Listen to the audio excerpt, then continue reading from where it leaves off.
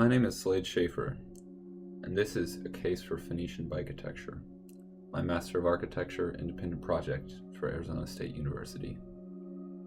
Problems of climate change, urban gridlock, traffic, and sprawl are only worsening, and Phoenix is among many cities that will suffer from extreme climate conditions that will come in our future. Cycling, however, can be a solution for personal transportation, health, and happiness. Yet so many cities, including Phoenix, have fallen victim to the grip of car culture. Despite these issues, and having developed around the automobile, Phoenix could be bikeable. The city is home to a canal system that's also a public right-of-way, first developed hundreds of years ago by the Hohokam people. Although this ancient canal system was abandoned, a gold rush in the 1860s sparked canal redevelopment, leading to the opening of the Theodore Roosevelt Dam in 1911, and the comprehensive canal system operated by SRP, or Salt River Project, today. Despite the excellent opportunity provided by the canals, Phoenix is still one of the worst cities for biking. I asked members of the ASU cycling team, as well as a couple of other Facebook groups for cyclists in Phoenix, a simple question. What do you think is the biggest barrier to cycling in Maricopa County? Some of the answers included being hit by cars, lack of education or awareness of cyclists, enforcement of the 3-foot law by auto traffic, and the fact that not all of the canals are bikeable. A website called People for Bikes that rates cities on their cycling infrastructure gave Phoenix an abysmal 1.5 out of 5 stars. Its neighbors in the valley, Tempe and Mesa, didn't fare much better, at 1.8 and 1.3 respectively, indicating the problem reaches throughout the entire Phoenix metro. The Maricopa Association of Governments provides this excellent bikeway map that shows bikeways as well as cycling lanes throughout the entire Phoenix metro. However, examining the map a little bit closer, one can see that Phoenix's bike network is heavily fragmented, and canals are constantly intersected by roadways, visually representing the city's autocentric hierarchy. A quick analysis of this map identified 6 specific path obstruction typologies. These are 1. Canal freeway, 2. Canal arterial, 3. Canal local, 4. Path waterway, 5. Path railroad, and 6. Canal other. On top of these obstructions being potentially hazardous, the need to constantly cross the street or navigate around constant obstructions is inconvenient and could be a deal breaker for many potential canal users. Accordingly, any solution must address these and create more continuous and complete bike paths. It's also important to understand who might be using these canal pathways. Users can be generalized into 3 broad categories. The avid cyclist is the stereotypical cyclist, well-versed in traffic and pedestrian avoidance, not necessarily a bike commuter, but more likely to commute by bike than other groups. They're also aware of the risks of cycling, but skilled and prepared to handle those risks. And these people will cycle despite inadequate cycle infrastructure. The casual cyclist includes the average user, as well as pedestrians. This is a wide umbrella and a diverse category in its own. These people generally opt not to use cycling for errands or commuting, or in other words, practical cycling, due to the inconvenience and safety issues with current cycling infrastructure. This will be a key group to bring into the cycling mainstream. The final group is the non-cyclist. Cycling infrastructure is no longer limited to just bikes and pedestrians. E-scooters, e-bikes, and future concept personal transit vehicles promise a future of alternate transportation methods, and this is another key group to include in future solutions. Reaching a critical mass of cyclists to change the culture will be much about reaching the latter 2 groups, and any solution will be not only to create a better network, but to convince groups 2 and 3 to get on their bike or their scooter share and use it. Accordingly, while it is clear that a solution must include infrastructural interventions, an effective proposal must also create an incentive for the casual cyclists and non-cyclists to choose their bicycle or scooter. Places more easily accessible and enjoyable when approached by bike rather than by car. Phoenix needs its own solutions, similar to Bjarke Ingels' Denmark Pavilion from the 2010 Shanghai Expo, or this project Cycling Through the Trees by Bureau Landschap in Belgium. Phoenix needs its own Bikeatecture.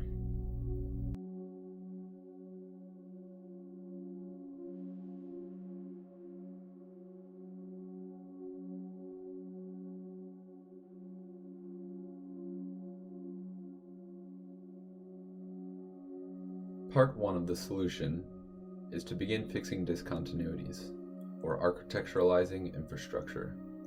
Doing so should be simple, adaptable, cheap, and mass deployable. A new system should create a consistent visual language that immediately communicates to users its function.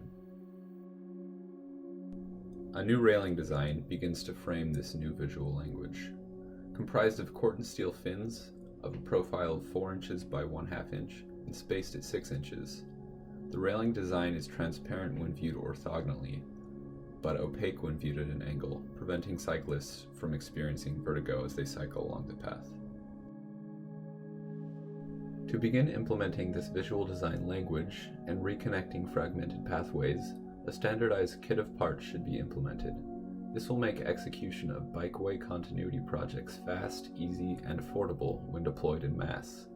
This kit will include various connector pieces, span elements that differ structurally based on length requirements, and opportunities to provide public maintenance stations, scooter charging stations, or surfaces for public art.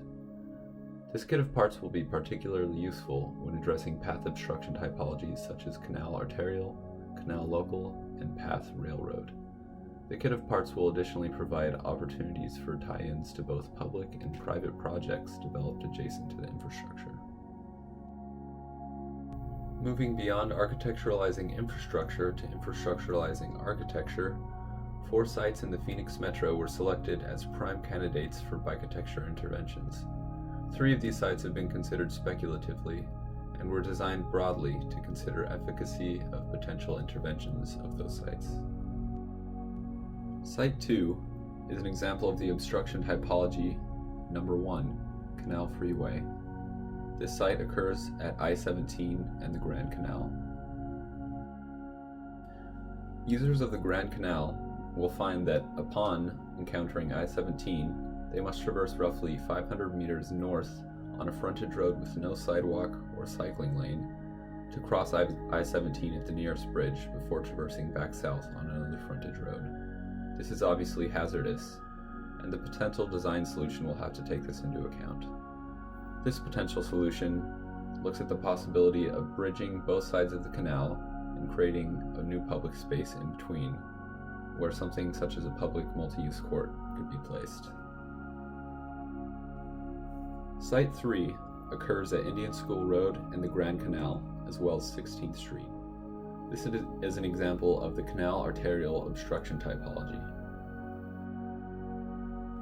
Site 3 creates an interesting sliver of land, forcing users to cross both 16th Street and Indian School Road instead of being able to continue on the cycle path. This potential intervention looks at creating a promenade space between 2 parallel bridges bridging both sides of the canal. This site would additionally provide room for programming beneath the parallel bridges, as well as a public plaza with perforations that would allow for fishing for recreation. This solution also makes use of the previously discussed kit of parts. The final speculative site is the eastern portion of Tempe Town Lake, an example of the path waterway obstruction typology. At this site, the southern bank Rio Salado path continues onto Tempe Marketplace, while a northern path heads into Scottsdale. These 2 paths, however, are not connected in any way without having to traverse various streets. This speculative solution recognized the need to leave an open corridor on the lake for rowers. However, there are 3 existing piles in the lake that are currently abandoned. This solution makes use of those by creating a number of floating platforms that could host either public multi-use courts or various types of docks or marinas. The cycling path floats, spirals up to cross the waterway, and then spirals back down to connect to the north bank. While sites 2, 3, and 4 were considered at very low resolution, Site 1 was chosen for an intensive, highly developed intervention. This site became the main focus of this project.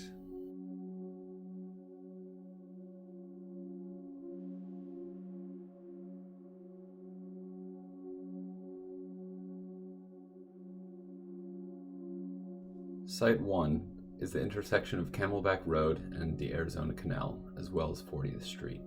This is another example of the canal arterial obstruction typology. The site presents a curious triangle where only an existing billboard is placed. Users of the canal have to traverse both Camelback Road and 40th Street to be able to continue on the other side. The site also boasts excellent views of Camelback Mountain directly to the northeast, the Phoenix Mountains to the north, as well as downtown Phoenix to the southwest. Constraints to consider are replacing the existing billboard, which will be a major source of revenue, and private parking for an apartment complex directly to the northeast that will have to be considered as well. The first move of the project is to bridge the canal, creating an amphitheater and sculptural bowl that serves as an acoustic barrier, air retention bowl, and a podium for the rest of the structure. The southeast side of the site hosts a pedestrian entrance, including an integrated stair ramp or stramp, while the northwest side of the site has ground-level cycling entrance and access. Per the overarching goal of the project, the structure creates bridges over Camelback Road and 40th Street, creating continuity on the canal pathways. Additionally, circumnavigation paths are provided as a part of the structure, which allows cyclists to continue around the structure without interacting with the building should they choose not to. The most prominent feature of the project are the concentric ramps and viewing platform at 48 feet. This provides a place for pedestrians and cyclists alike to be able to view the city and the sculptural amphitheater below. To support the ramps, a series of columns line the plane between the concentric ramps. These in turn host cantilevered members that hang cables to support the ramps below. To span the canal, large structural arches were created, allowing pathways to hang beneath. Lastly, dueling tension and compression rings permit the canopy to reach over and shade the center space. The next move is a series of wind catchers that funnel wind downward into a glass enclosure.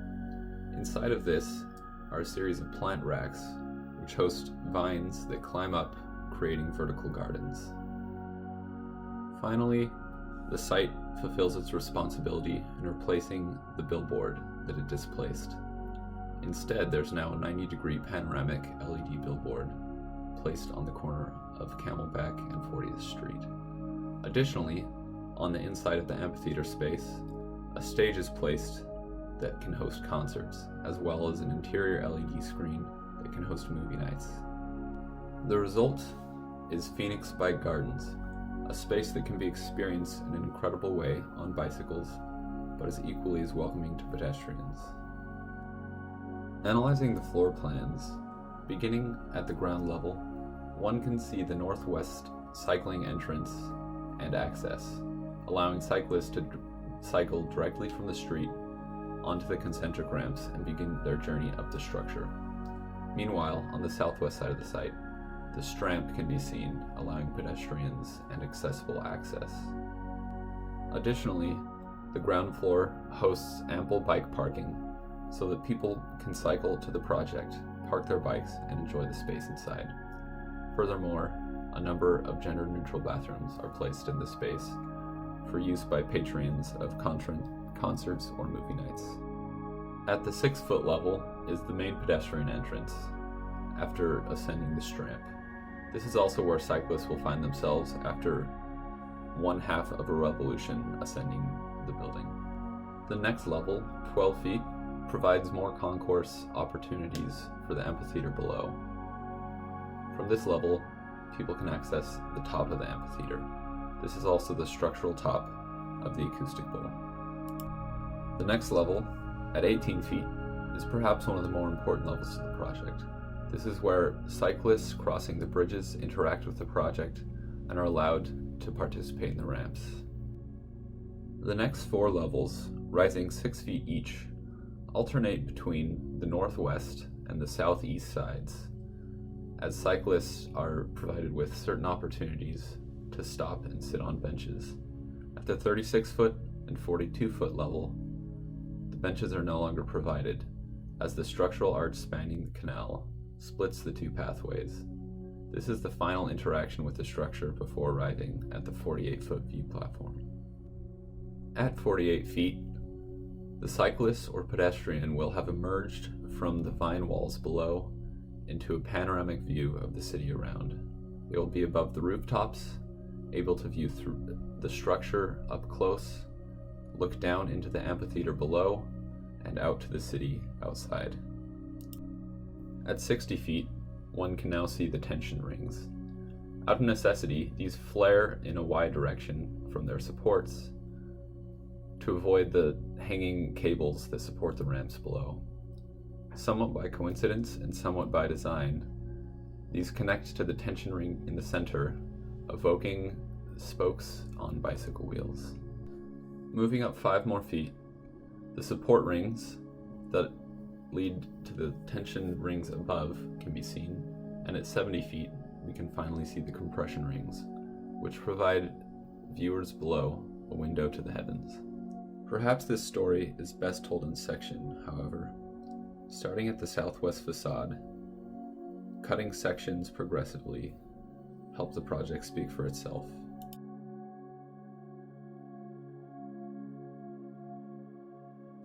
Pausing here allows us to see how air flows from the air canopies down the vine racks and beneath a cavity under the bowl into the space, providing a microclimate safe from Arizona's hot sun. And pausing here allows a closer look at which members are in tension and compression, allowing the structure to support itself. Rotating 45 degrees, this section shows the canal and the relationship of the ramps compared to the platforms. And lastly, rotating to northwest-southeast, you can see how the platforms alternate heights 6 feet at a time. Lastly, let's experience the space. Cyclists entering from this northwest entrance will begin snaking their way up the outside of the concentric rings. They will find themselves slowly decompressing from the city as they remain on the outside of a glass curtain wall, but able to see the vines inside. As they climb further from the city, they begin to feel more disconnected and more connected with the structure. Finally, they emerge from the vines and find themselves on the 48-foot viewing platform, able to look down to below. From here, the cyclists will find themselves with spectacular views of Camelback to the northeast. On the inside, users will be able to see the structure, including the tension and compression ring up close, and peer down to the amphitheater below. On the way down, the cyclist or pedestrian is allowed an opportunity to decompress, this time on the inside of the vine wall, experiencing nature up close. Slowly, they will descend down into the amphitheater, behind the screens, and to the concourse level, before dipping below the bowl and finding themselves back in the city below. PHX Bike Gardens aspires to be a bikeatecture project for Phoenix that can catalyze a cultural change away from autocentric car culture. To be enjoyed by cyclists and pedestrians alike, this is a place where you can sit down with your family and watch a viewing of Pixar's Cars, a homage to American automobile culture, and then hop on your bike and cycle home.